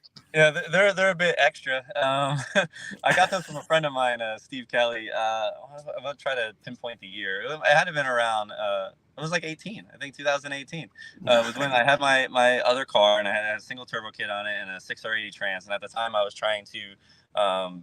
I was like basically pushing that transmission platform faster and faster and faster, and it was going to be the first 7-second pass and like the record for that trans. And I was on that 8.0. You know, you always land on an O, and then you stay on an O for like a while before you can get to the next ET bracket. And I was on that 8.0 thing for a while and fought through it. And he came to Florida one day with the shoes. He lives in Memphis, and he's like, when you run your 7, I'm gonna give you my pimp shoes. And that's even better that he's from Memphis. Yeah, where he's from Memphis. So they're you know, the story behind the shoes is pretty elaborate where they originated from. I don't know if it, you know, with a trap house or this and that, and I don't know exactly where they came from. I know he gave them to me, and we just classified them then as they're my winning shoes. So if I win an event, they're in the trailer and the shoes come on, and then we celebrate with them. So it kind of became a thing, and I'm getting to wear them more now. So it's awesome. Yeah. That's super cool. Well, I do want to ask you, how far do you think the Coyote setup can be pushed? I mean, you guys are in the mid 6s already. I mean, you know, there are 5-second Coyotes, right? Like a 591 or something, right? 590. Yes. Yeah. MMR, they have their Pro Mod. It's a full big tire Pro Mod that they're running mod motor stuff on. They have a billet tall deck Coyote. So it gets pretty big with the tall deck. It's like 400 cubic inches, I think, or close to it, you know. And I think they ran 5s. They did run 5s with that car. To me, the portion of the Coyote that I'm pushing or we're playing with is the water cooled stuff, the factory block stuff, the stuff that is achievable from a lot of people. I'm more interested in that kind of stuff too. I didn't know that their car was, all you hear is Coyote and 5s. I didn't know had all the extra stuff. Yeah, the billet tall deck thing gets pretty exotic as far as an engine goes. Coyote base, it still uses factory Coyote head, unlike a lot of the aftermarket engines, like the valve train components and stuff. A lot of them were still, factory style, which is really cool. But for what we're doing with like the factory block stuff, ET wise, I don't know what the limit is. It's gonna be in a lighter car. My car is not heavy. It's 3,025 or so with me. But it's not necessarily light if you're trying to go set an ET record. I know there's some really fast, no time 8th mile cars right now with cast blocks that probably have 400 or 500 pounds on me as far as the car goes. But I'm going to keep racing my car at the weight it's at because I'm not ready to lose the streetability yet. If I took all that street car stuff out of it, we could probably get it 200 pounds lighter or so. But like I said, I'm not there yet as far as what I want to do with it. Let's be honest. While you hold the record, there's no point in it. Yeah, right. But for the meantime, I'm just going to try to make more horsepower because that's how you're going to counteract weight. And plenty of people have broken Coyote engines. I mean, they've broken half. Cranks have broke a lot of failures. But knock on wood, we haven't yet with my engine. And we've run, we've run it hard for a continuous period of time now. We feel like, so we're gonna kind of just keep inching up on it. Maybe it ends up at 2,700, 2,800. I don't really know where it will be reliably raced at before it becomes like a failure or a safety point. Yeah, that's pretty awesome, man. Well, hey, I know you're at the track and running around. I want to say thank you for. Oh, I don't know what happened there. Am I back? Yeah. Dude, me and this computer are going to fight. I was saying, thank you for hanging out tonight. I know you're at the track and busy there. And are you guys going faster tonight? Is that the plan? Is that what you've been doing? No, I'm not here with my car. I'm here with my buddy Christian's Mustang. We're testing. We're going to be racing in Steele, Alabama on the 14th of April for a street car takeover event. Nice. And so I'm just out here helping him run his car tonight. That's cool. Well, where's the best place for people to find and follow you? And then where would you say they need to go to see all the cool stuff too? Well, me personally is Facebook and Instagram. You can just put in Brett LaSala and then the pages should pop up there. YouTube, that racing channel posts a lot of stuff on my car. And then Real Street Performance YouTube channel is a lot of good technical videos that go up basically weekly on that YouTube. Cool. That's awesome. Well, dude, thank you very much. Again, like I tell every guest this will not be the last time you're here. There's a lot of knowledge in there that we didn't get into tonight, and I'd love to get into that sometime soon. Yeah, I appreciate you having me on. This was my first podcast, so I'd like to do more. Wow. Yeah, well, sure. Hey, We're starting something for you here. I'm telling you, there's a few podcasts that follow us and then have guests on that have been on with ours. So it's a lot of fun, man. So good luck to you guys tonight, and thanks again. I know it's getting late out there too. Oh no, it's no problem. We'll see you. Yeah, thank All you. right, man. See you. Bye-bye. Thanks. What a cool dude. Yeah. I mean, like 650s, bro. I mean, that's wild. Yeah, and your best pass on your first pass the stick week. Yeah, I mean, that's pretty cool. And for folks at home that have never been to one of these, you got to understand just the stress level that goes into that. And to go out and knock down your PB on day one, then you can almost, you're not going to coast in a 650 car, especially when you make it 10 miles down the road and you've got the front end torn off of it. So, right. We got a bunch of starred questions here. I don't know if you want to run let's through run them. First Yep. one was way earlier, but anyone covering the street and yeet? Yes, so I know that Chris Story is going to be there for photos. Jesse Fox from Chris Story Photo is going to be there, and then Jesse Fox of 3G Video is going to be there as well, and he'll do videos and photos. Duck Hunter TV, I think, is going to be there. I know he was there for a couple days last year. I hope we end up seeing some videos from him. He's the one asking the question. Yeah, I know. I figure I'll give him a plug there, All right. make sure you're following him. Really good dudes. And then neither of us are going to be there. Sadly, I couldn't make it work with time off. Plus, it's the weekend before the circuit, so it makes it really hard to make that travel. And then, the Reese hitch, Jay Blanchard here, J Wire Solutions. Reese hitch converted to parachute mount is a much better option than a parachute mount converted to a trailer hitch. Ask him how he knows that. They have completely re-braced their what was a basket holder, I think is now going to be a trailer hitch. They had some issues, as you carry a basket on the back of, guys, your SUV, the thing bounces around. Well, you can imagine it bouncing around on the back of a race car. And if the bracing isn't perfect, how that can work. So I'm excited to see their new setup. Those guys will be on eventually in the next few weeks, hopefully. So, and then Tom Llewellyn met this dude last year on Midwest Drags. I think he pulled the Sick merch trailer. And we met then. Super great guy. And then he's attempting his first drag and drive this summer with Sick Summer. He's flying solo, and none of his friends could take that much time off. That is a bit of the struggle. I think at this time when he made the comment, we were talking about what to expect from your co-pilot. There's the next comment here. He says, but I know a bunch of other people racing. So that makes it nice because you're going to have to group up, because you're going to have somebody help you turn some wrenches or hand you some stuff, or really be that person in your ear saying, hey, it's okay, we can fix this. You can get that in there. So that'll help a bunch too. And then he just commented too that he's hoping to make 850s in his stick car. Bring it on, dude. That'd be great. We would love to see some 850 stick shift action. How long till the circuit? We're 25 days from the circuit. Still don't have a motor in the truck. You got plenty of time, I hope, if you don't have very far to drive to get there. So get the motor in the truck. I know there were a couple people like Colt Beck that were looking for engines the other day. I know David Maxon and Keaton Maxon were putting together a new setup maybe, or an upgrade for his S10. And Colt Beck was looking for like a 351 for the Ranger they have. So pretty intense stuff there. If your engine isn't in the truck, you're going to have issues. And then this one's definitely cool.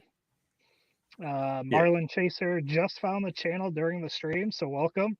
Nice. What's the best resource to learn about getting into these events, having the right requirements, have hot rodded Chevelle, but no cage or anything? Interested.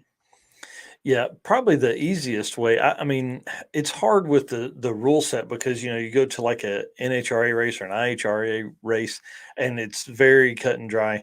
And within the drag and drive community, it's almost tech is very hard to find. A lot of people follow the drag week rules, and if you are no cage and you're going to race at most of these tracks are NHRA or IHRA tracks, you're going you're going to be limited to an 1150 pass. You may be able to get through a pass faster than that, or you may not be able to turn in a pass faster than that, based on, depending on national or regional level event. So there's a lot of gray area that is still within the drag and drive community, and that's the only way I know how to answer that. I'm sorry, that doesn't help at all. It just got me thinking. Any thoughts about putting rules on the dragondrive.com website As far as like for the laying out different for the racers, events? that's a great idea for an article for sure. Laying out what you're really looking at, and a lot of guys, maybe like Marlon here, has built a car that is a great street car that he drives all the time, and intends to go fastish, 11s, 10s, 11s, something like that. A lot of times those guys, they make it to the track once or twice a year. It's really built as a street car, so that's not a bad idea. Maybe break out some easy to read, guidelines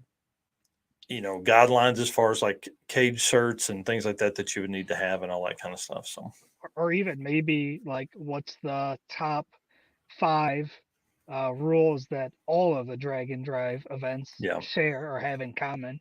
Kind Yeah, of one of start the something like biggest that. things, one of the biggest things that people miss out on or that miss are the headlights, turn signal, headlights, taillights, turn signals, and blinkers, and horn, blah blah blah. Turn signals and blinkers are the same thing. Yeah. Yeah, Jay Blanchard makes a good point. Maybe a hyperlink page with various rule links for events and NHRA stuff. Yeah, that's a great idea. I'll do that. The struggle is with dragondrive.com, we turn out so many articles that it could get lost. But D&D resource page is a great idea. So Yeah. definitely work on that. I'll add that to my personal to-do list that is about 38 items long. I won't put it at the bottom because that is something that is very important and needs to go towards the top. So Yeah, and that's anytime you can get ideas from people in yeah. the chats to do stuff and improve your page and everything, that's even better. Yeah, for sure. Uh, Hey ha- Pat, that'd be great. I would not turn that away, sir. That would be awesome. Well, cool. Well, dude, we had a wild show tonight, man. It was yeah, awesome. very cool. We had new event on it. We unveiled the world champion. Hold on, let me do this real quick here. Yeah, bring that back up one more time. Yeah, hold on. I'll put it like right here. How about that? Oh, we got another question here though. Registration question: is proof of insurance and plates and inspection sticker enough, or do we need actual paperwork? Yeah, proof of insurance for sure. You'll need your registration, the piece of paper that has your name on it, for registration for the circuit. And I would figure for most of the events, insurance. I'll take a picture of your insurance as long as it's in date and stuff. A lot of times, guys will pull up and they're like, "Oh man, I thought I could get it from my folks," but the insurance agency isn't open on a Saturday morning, so that's why we're doing Friday. So you could get it from there. But yeah, proof of insurance and plates and inspection sticker enough. No, you'll need like your registration. I don't think we'll need an inspection sticker per se, because I don't care about any of that stuff. I don't care if you're inspected in the state. All I care is, do you have insurance on the car that's in your name in case you pile it up? Yeah. And another person here Yeah. thinks the hyperlink would be great. So I think that's Yeah. that'll be a good idea. Yeah, I think that's something that'll definitely come. Well, dude, I want to say happy birthday to your dad again. That's exciting. And then, man, we had a great show. Congratulations on 2,000 subscribers for the channel. We're just a hair over 3,000 here, which is kind of fun. And then, we're steadily growing on all of these. I'm getting back to posting on this stuff. We have a lot of stuff in the works. This world champion deal has really taken a lot of my time lately. Yep. And then some other stuff we have working too. So a lot of stuff happening this year. I know I say it all the time, but we really are so busy, so busy all the time, keeping everything going. And plans for more posts on the page is definitely in the works as well. So I see Jeremy saying happy birthday to your dad too. So thanks again to Jeremy for being on, and thanks to Brett for being on. Yeah, And, absolutely. those guys are awesome. So, all right, let's. I'll be back Saturday morning at 9 a.m. Eastern with the news, which is a 30-minute, fast-paced news and entertainment from the Drag and Drive community. It's basically your source to get all of this quickly. We typically don't have guests on that. Eric will pop on from time to time just to help me finish out the show or talk about a certain thing. We'll have all of that on. That's, again, Saturday morning at 9 a.m. And then we're back next week with Jared Holt and Javier from That Racing Channel talking about King of the Open Road. And then who else did we have on next week? There's somebody else that's on next week, but I can't remember. We're gonna reach out to Matt. I don't know if you'd reached out yet or not. Matt Lampier. Oh, that's right. Yep. Yep. I'll message him right after this. And then we talked to Greg Jones of Engine Builder Magazine yesterday. He's going to be on an upcoming episode. So a lot of fun stuff coming, man, for sure. Oh, absolutely. So, all right, guys, thank you very much for watching. I really appreciate everybody hanging out all night tonight. Thank you for all the comments in the chat and all that kind of stuff. I'm really excited about this right here. This is going to be wild. So I'm going to spend another probably hour or two on this tonight and messaging promoters and some of the racers that we have met over the years to make sure that our points series structure is fair for everyone within the Drag and Drive community. So, all right, guys, thanks a bunch. We'll see you next time. Yep. See you guys.